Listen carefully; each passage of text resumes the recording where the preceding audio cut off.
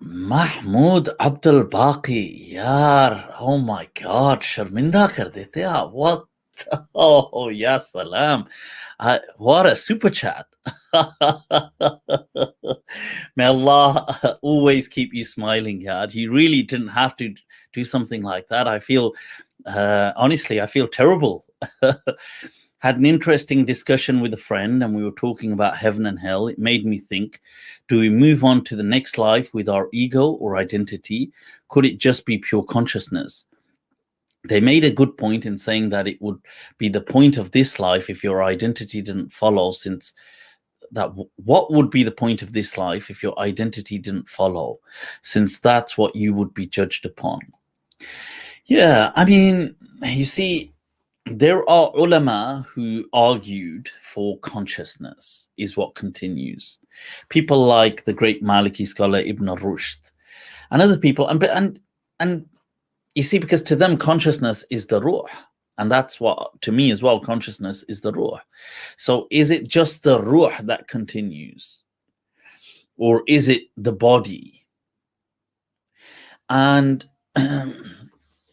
some people like classical Maliki scholars like Ibn Abi Zayd al-Qayrawani and I think Ibn Hubayra, and they were of the understanding as well that it's just the ruh. Now, I believe Ibn Hazm is of the same understanding as well. And this is what Ibn Rushd and other great thinkers as well, that it's the ruh. And this is, I believe, the same with Ibn Arabi, Muhyiddin Ibn Arabi, and many other mystics, that it is the the soul or consciousness that continues. Then the next questions that you ask about, well, what does this mean? How would it be? What would being experiencing consciousness be like? What would what's rewards or bliss going to feel like? What are certain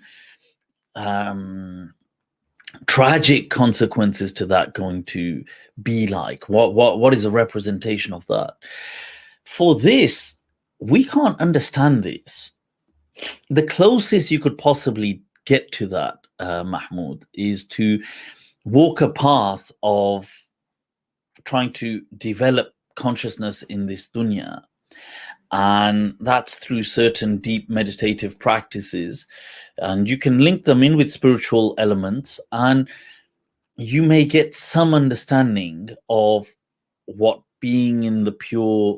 I love the somebody once shared with us an example of the ancients saying that consciousness is like the stream or like a lake, and thoughts are like the ripples in the waves that run through it. And with that, you can't see into the lake. It's only when it is still, and it's really difficult narrowing down the thoughts. Your consciousness is still you see, but you think you are the self, you think you are the thoughts. When you're saying, well, and the person asks that, oh, well, if we don't have continuity, then what is the purpose? There is continuity, but the continuity is of consciousness, of the soul, not of the you that thinks. But it is still you, and you would know it. If you saw it or if you experienced it, you would know that it is still me. It's just not this me. And it can be experienced to some, like there can be some approximations made in this world for people who do walk that path of trying to understand consciousness. They do experience that, and they understand it. And let me give you the closest example I can give you without you having the experience. Is like saying, so let's say, Mahmoud, you are Mahmoud. When you wake up in the morning, you don't have to tell yourself, I'm Mahmoud. You just know that. There is a difference between that knowing self and the other part of you that has to, oh, I have to do this, oh, I have to get that done, I have to make it on time for this, oh, I want this, I better plan for that. There seems to be a different dynamic to the self that just knows. So the way, this is like an approximation, the way you don't have to think that, am I Mahmoud? Am I this person? You just know that. That is the level, that is the entry gate to consciousness, to the ruh. The ruh just knows. It doesn't, it's not, it's just experiences. It's not like, it doesn't have thoughts and ideas, and it doesn't do things like that. So it's the pure now, pure sheer experiencing.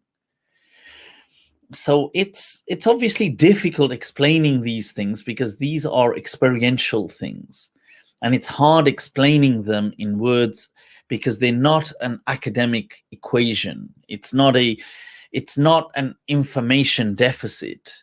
It's an experiential realization.